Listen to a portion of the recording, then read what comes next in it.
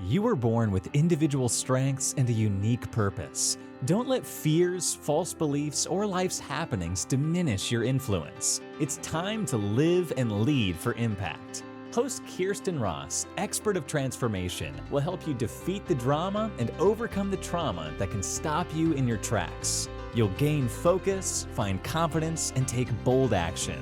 Unleash passionate, purposeful you. Let's go.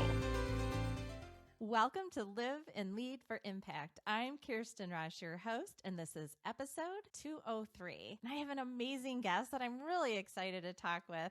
His name is Finnian Kelly, and he is a sought-after speaker, event facilitator, and executive coach. Finnian has been dubbed the business mystic because of his unique ability to put consciousness into business and inspire leaders to find new levels of meaning and purpose through their creative endeavors. As an entrepreneur, Finnian built and exited 2 multi-million-dollar companies in the financial industry. He's the creator and chief visionary officer of Intentionality.com. Using the Intentionality framework, Finnian guides people to create their path, get on their path, and stay on their path to wholeness. And I love that, Finnian, because that is so hard to have that full tenacity and not get bumped off the direction you're trying to go. So welcome. Thank you so much for having me, Kirsten. I'm really excited to be speaking to your audience. Yeah, so I'm really looking forward to diving in deeper to why you do the work that you do. And also, I'm excited. I think we'll talk a little bit of EOS, Entrepreneurial Operating System, which I am a huge fan of. So let's just start by having you tell me about the work that you do, which is so important, and what impact you hope to make in the world with that work. Amazing. So intentionality is the work I do, and it's something which has been born out of a necessity. It's actually been born from my need personally. I'd achieved pretty much my vision of my life, and at that point, I still wasn't feeling fulfilled, and it actually caused a bit of a chaotic awakening period in my life. And I realized there has to be a way to help people and help myself to really understand that there's my path in life, and how do I find it? How do I get on it? But most importantly, and you picked up on that, how do I actually stay on that path? Because you can find it sometimes and you can get on it, but staying on it, that's the hard work. That's the daily work of being aware, accepting where you're at, looking at where do you need to pivot, and then getting back to your true self. So it's a very important part, and it's the bit that people forget about, because it's the hard work. It's that daily consistency. Yeah, and the impact I really want to make is I want to help people navigate this complex life that we're in right now. I'm a big believer that, like, if you help yourself and save yourself, you save the world. I used to be all about saving the world. Now I'm all about saving myself. And if I can show some other people a framework, give them some behaviors that they can follow, and give them some tools to actually live those behaviors, to actually get connected to themselves, their true nature, get on that pathway to wholeness, then that's going to naturally have a butterfly effect in the world anyway. Oh my gosh, I love that. Yes. I always say, and I'm sure you're going to resonate with this, that we are all born with gifts to use in the service of others. And sometimes people take that to mean like, I need to go to Africa and take care of orphans. But no, every one of us has these unique gifts. And too often we minimize them because we think, well, that came easy. Everyone can do that. And that's not true. And then also that unique call to action. And so many people, and that call to action is that difference that we feel inspired to make. And it's too easy to squelch it, even if you're trying to be intentional with what you want to do, because you just think, I could never make that happen, or that's too hard, or all those kinds of thoughts that get in the way. Gosh, and then the distractions of the world and our mindset, and oh my gosh, there's so many things bumping us off the path. I love that too about yeah, and if we all got aligned with our purpose and our mission in life, I think all things would be taken care of, really. Don't you? You really would. I love that you said about that service part. I have this concept about the 5 priorities of an intentional being. And I've looked at across, I love reading literature. I love reading spiritual literature, religion literature, and I try to look at the connections between them all. And what I discovered is that they're pretty much speaking the same language if you get to the root of it. And I found that there's 5 key priorities. And the first priority is love. Remember that we are love, that we're here to give love, we're here to receive love. And then the second one is to grow. Our soul has decided to come into this earth at this point in these circumstances in order to have experiences to grow. And then through that, you can then serve. Once you know how, once you're loving and you've grown, you can then really serve through the world. And that's where I often try to remind people, you don't even have to find your purpose or passion. Just remember that really everyone's singular purpose in life is to come back to love. And if we do that, life can be beautiful. I love that, because the visual I get is, like fill yourself with love, where that comes from for you and your beliefs, and then the overflow of that. And also, though, I see, and tell me if you've seen this as well, another one of those things that can bump us off of our own path is feeling like I have to serve every single solitary person that comes at me with a request. And what can happen is, I always say, people pleasers tend to have people pushers in their life. And just because someone stands in front of you with a request doesn't mean that we're necessarily the right one to take care of that issue or challenge or problem or task. That can bump us off our path, because saying yes and no appropriately is really a big part of staying on our own path and in our own lane. Oh, you're so right.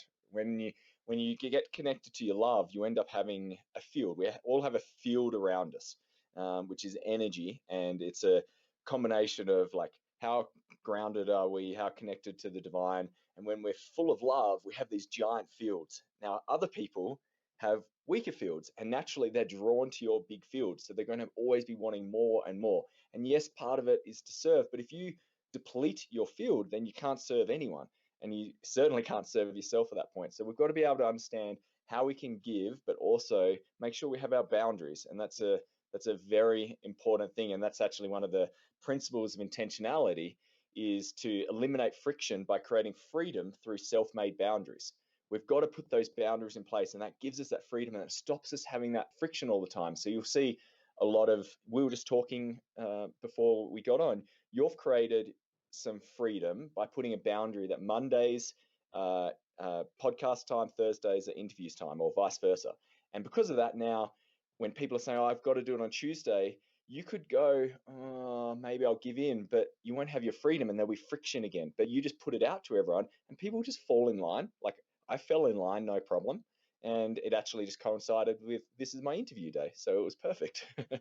Yes, absolutely. Yes. Thank you for that. That's true. And I've had people try to push technology and time. And no, you know what? This is like my process, and I'd love to have you join. But if it's not a fit, that's okay. And no hard feelings. And that's the other thing too. I think the whole concept of love, when we're giving and serving from that place of love, is energizing. When when someone's pushing in with boundaries, and we can start to build up resentments and that feeling of have to and obligation and all those yucky feelings, and our energy gets depleted, not only because we're using it, but the feelings that arise versus giving freely around the boundaries that you have. And that's a great sign to give you an indication. Are you really operating from a place of love, or is ego coming into play?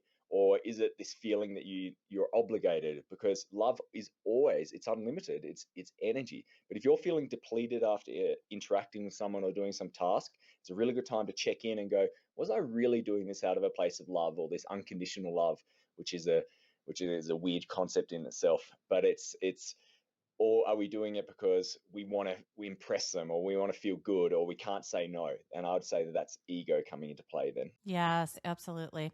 So, oh my gosh, I love everything that you're up to. So tell me, what experiences have motivated you to do this very important and unique work? So it's interesting. So I've actually lived a life with intentionality my whole life. I have always been thinking. I came from a challenging upbringing as a child, and I was always thinking, well, how do I have a safe place to stay during this period of time? How do I get to this tennis tournament? So I was always acting and visioning and connecting the dots. And it made me, throughout my life, always have a vision. And I was doing this work, and I got to this point where I was living in a mansion in Beaver Creek in Colorado after moving from Australia, skiing 100 days a year. I was married, I had financial independence, and I'd achieved exactly what I intentionally put out with my vision. And what I discovered was that I was feeling more lost than I've ever felt. I had a bigger hole than I'd ever experienced before. And that's when I realized, interesting, you can live a life with intentionality, but if it's coming from a place of fear or a place of lack or a place of scarcity, it can never really truly fulfill you. You need to be coming from a place of love, from abundance, from wholeness. And it was just a few little tweaks, but I realized a lot of us, this buzzword of intentionality, it's actually can be quite dangerous, because you can get so focused and so committed to your path that it might not actually be your path. You might have stepped on the wrong path to start with. So through that period, I had to go through a very large self-discovery period, a lot of deep confronting work, confronting my wounds, and going on a lot of healing journey. And through that, I updated my philosophy and really built it out as a philosophy. I was like, this is something which can help others, but more importantly, it was purely to help myself. How do I navigate through this period? And I would work with people, and they just kept referring me as the intentionality guy. And after a while, when you hear enough people say that to you, you realize maybe this is my path. This is what I need to do. And then the funny thing is, I reached out to a company who owned intentionality.com. They ended up agreeing to sell it to me. They then reached out afterwards and said, we actually have the trademark for this as well. Would you like this? And I was like, okay, universe, enough signs. You're making it very easy.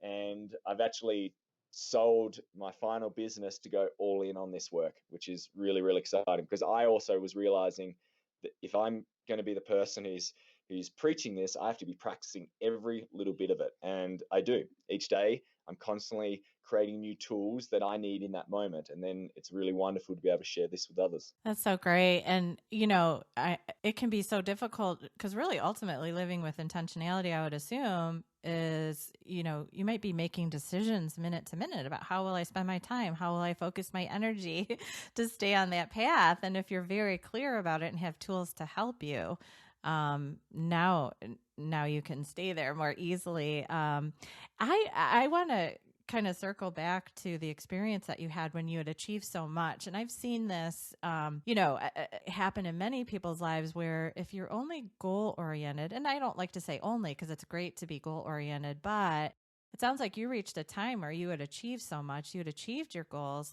and then you had that sense, that letdown of what next. Was that a part of it?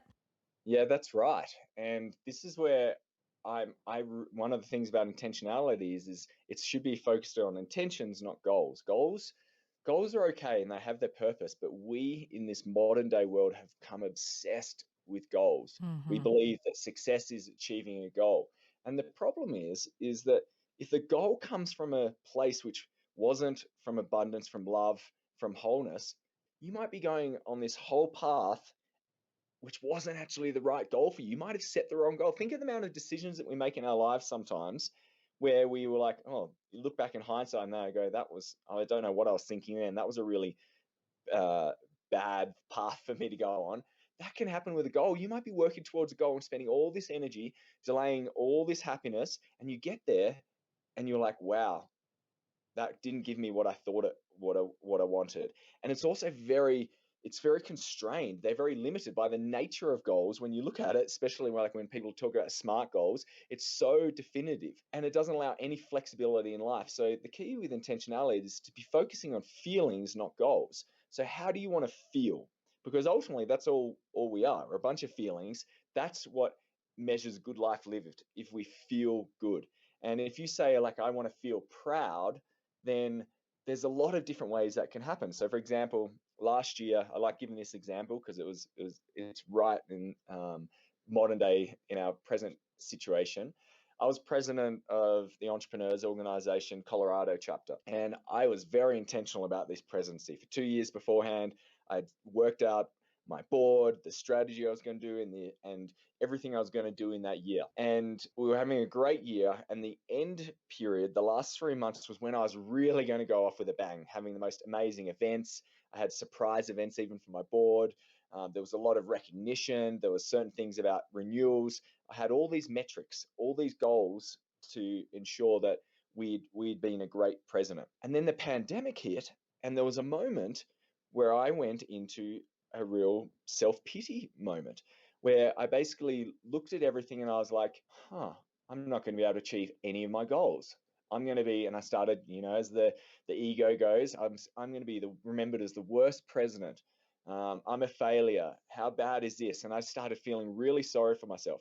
Now, when you're in that state, what happens? No action happens at all. You're in this place of weakness, in this low vibrational state. You're feeling sorry for yourself. And in that moment, really what I needed to be doing was being the most powerful president you can imagine in that time, like reassuring as entrepreneurs, businesses were going under. So I had this moment where and this is the work of intentionality, is having all these systems in place. And I remembered, hang on, Finn, you would have thought about this. And I went back to my original document, which is like a one-pager for the year of what I defined as like my vision for the year. And up the top was the money. It said, my intention for the year, to be proud of my leadership, just to be proud of my leadership. And then there was a bunch of metrics below, a bunch of goals, which would help me indicate that I did well as a president. But just having that grounding intention, I suddenly went, okay, if my intention is to be proud of my leadership, that's not dictated on these goals. It's to be proud of my leadership.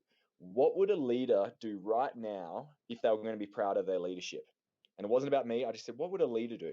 And they went, well, they would reassure everyone in the chapter. They would probably organize a full virtual team hall, like town hall, to let people know. They'd probably work out a way to keep everyone in the organization, regardless if your business went under, and just started getting on the phone to people. And I just went into a series of events where I basically went on autopilot. And what's interesting through that experience, I am more proud of that year of leadership than I could have ever been if I had achieved all those other goals, because this was a bigger opportunity. This only happened once in the history of EO.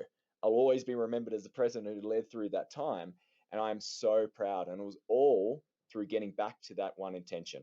That's the power of intention and getting connected to the feelings rather than the goals. I love that. The word I use for something similar is expectations, and I call that recalibrating expectations of ourselves. And I often talk about, so I was a single mom for years and a business owner, and, so super, super busy time. And so I always talk about, like, I needed to recalibrate the expectations of myself, but I had specific intentions. I'll call them intentions now versus goals of, so for instance, mealtime, healthy meal time together. That was my intention. So, you know what? Broccoli is actually better for you raw than cooked.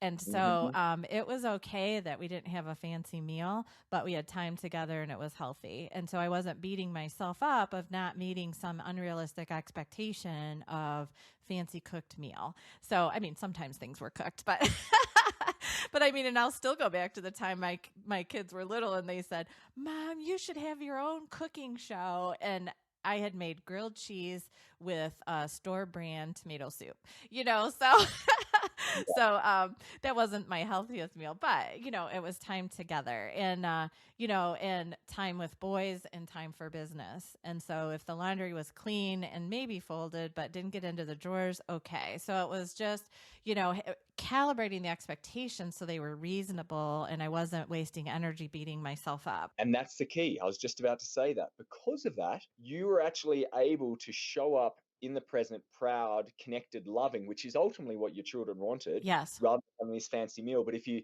had been in a shame spiral because you had a definition of what a good mother should be providing these type of meals, then you wouldn't have been present at all. And that's a really important part. I listened to a great podcast with our former president, Obama, and actually Bruce Springsteen just the other day, and was talking about money in America.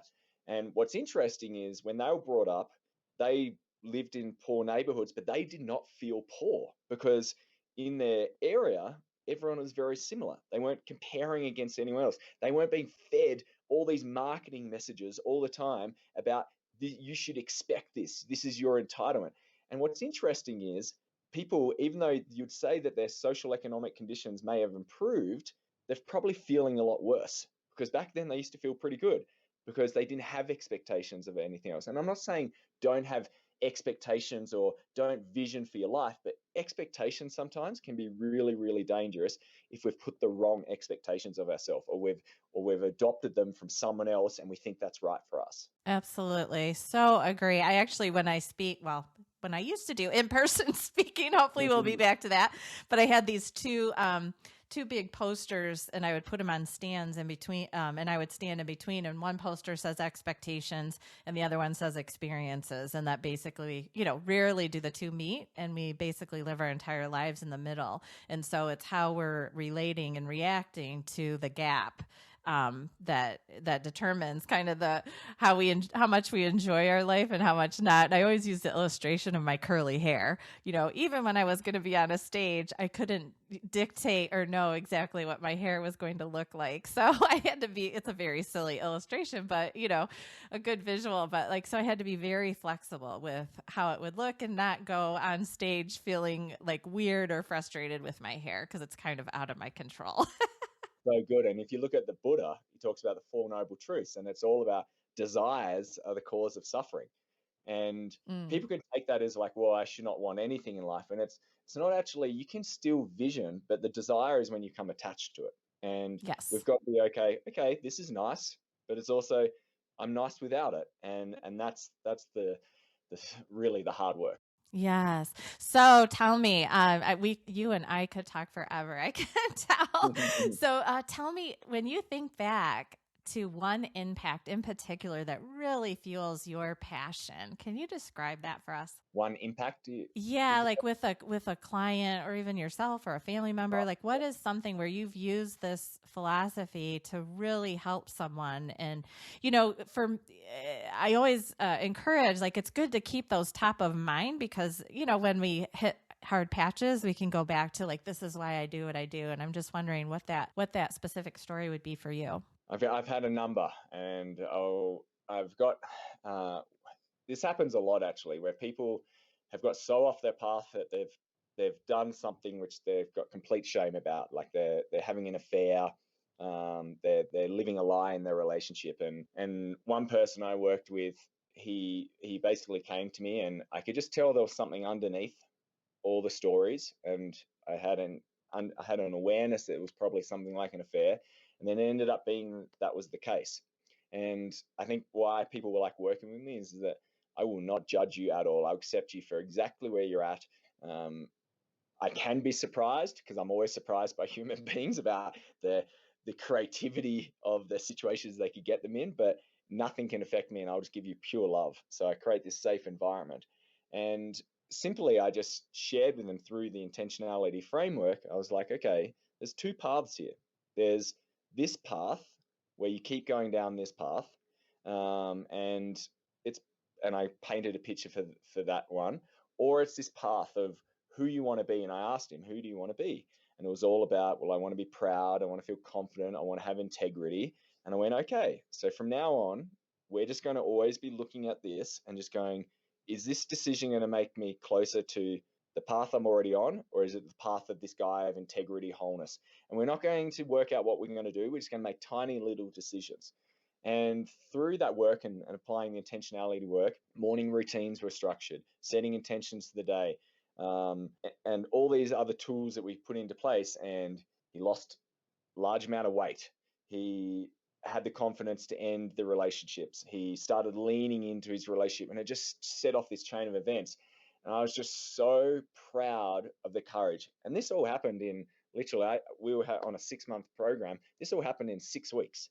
Like, wow. It was just little moments each week, because once he got connected to his true nature and who he really wanted to be, those decisions that he thought were impossible, he actually thought they were impossible, he felt trapped and stuck, weren't that hard, because there was only one path of direction. He just knew, I had to get closer to this. And it just gives you incredible courage, and the freedom that comes with that is just amazing. And that's what comes with intentionality, is this feeling of just freedom and feeling content and feeling in love with life, because you are now connected to yourself, not worrying about anyone else. And the funny thing is, when you're not worrying about anyone else and connected to yourself, everyone else is better off, because you're making good decisions. Yes. Now I have to ask, it begs the question, at least for me. So did your coaching or work with him, obviously he was making better decisions moving forward, it sounds like, that were aligned with integrity, were there actions to clean up from past lack of integrity? So much, Yeah. a lot. And that's really,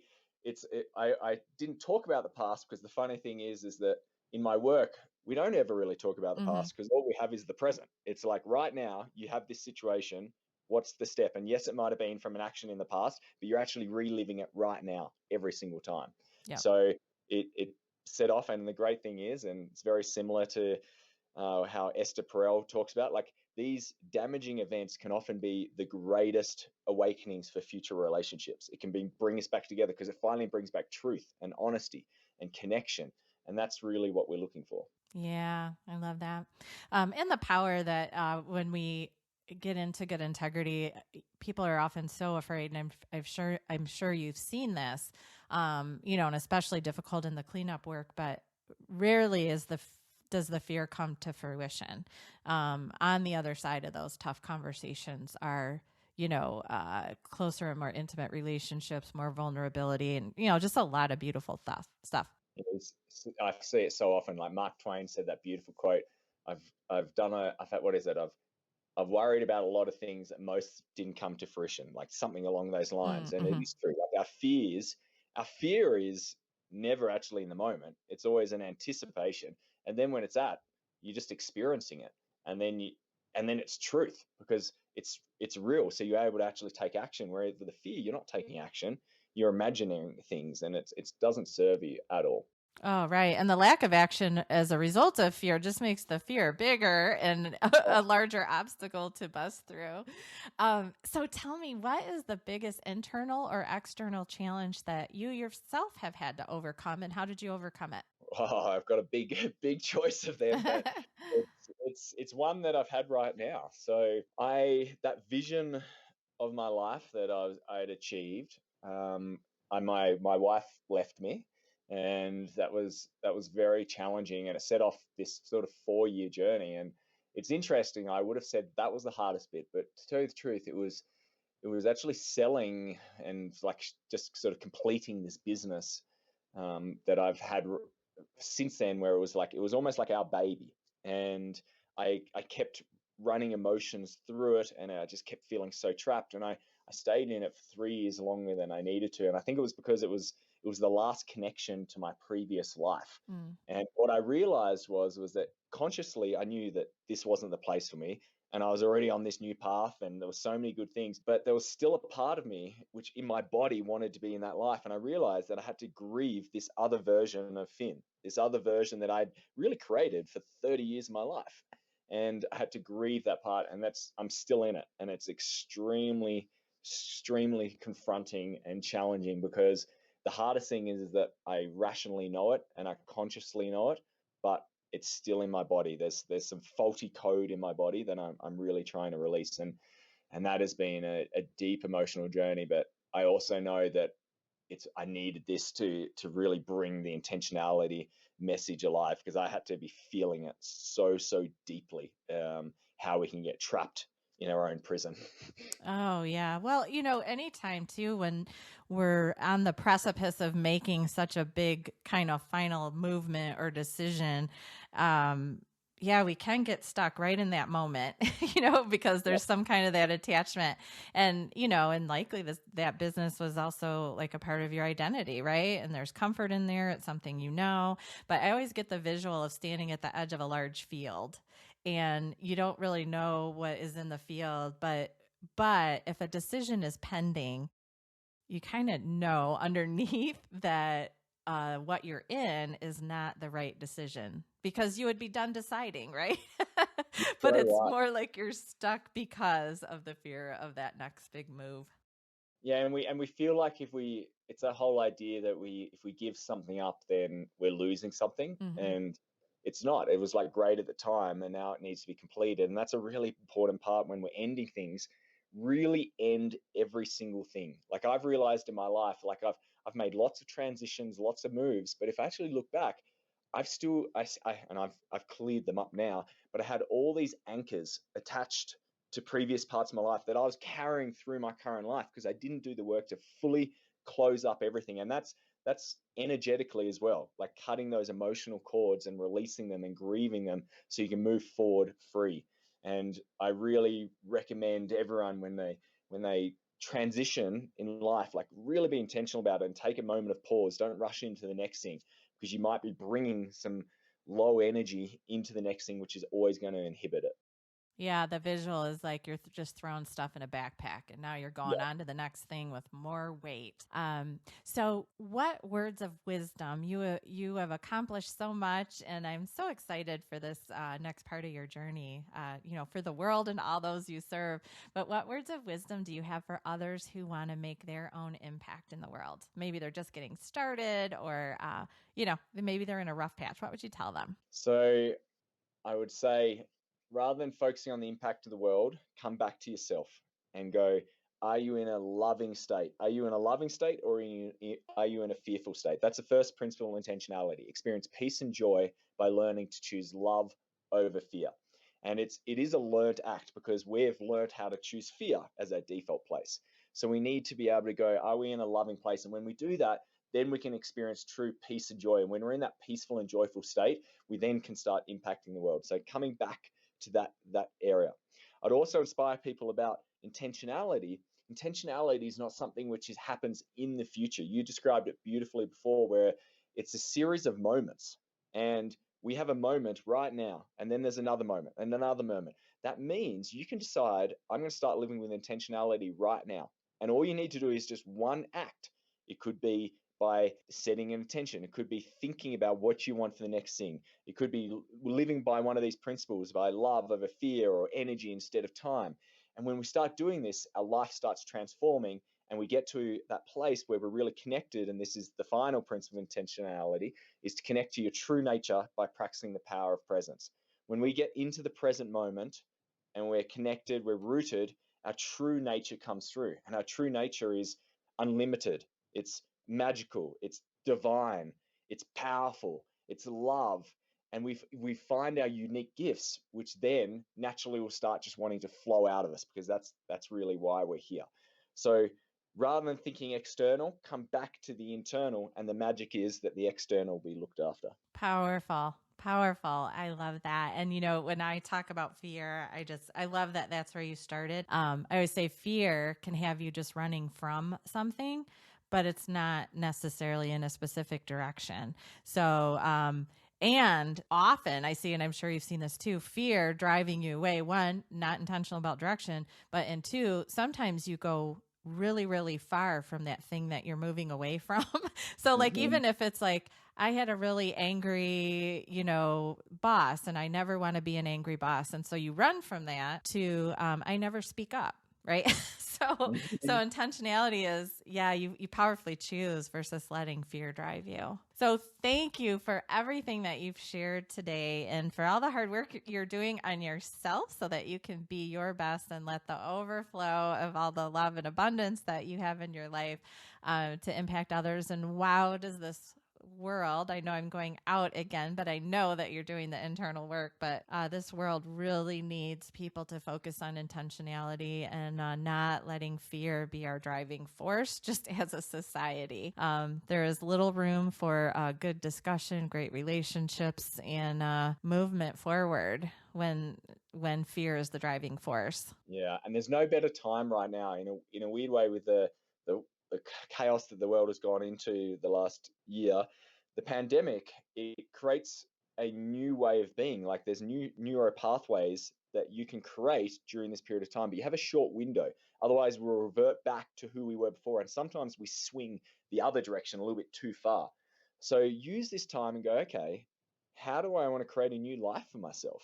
How do I want to live a life with intentionality? What would that look like?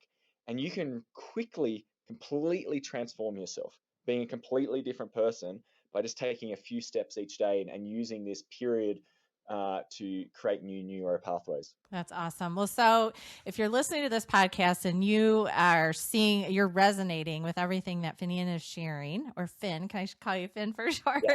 I feel like, we've bonded, but if you're resonating with what he's talking about, this is important work, and I would love for you to reach out to him. So you can find him at intentionality.com.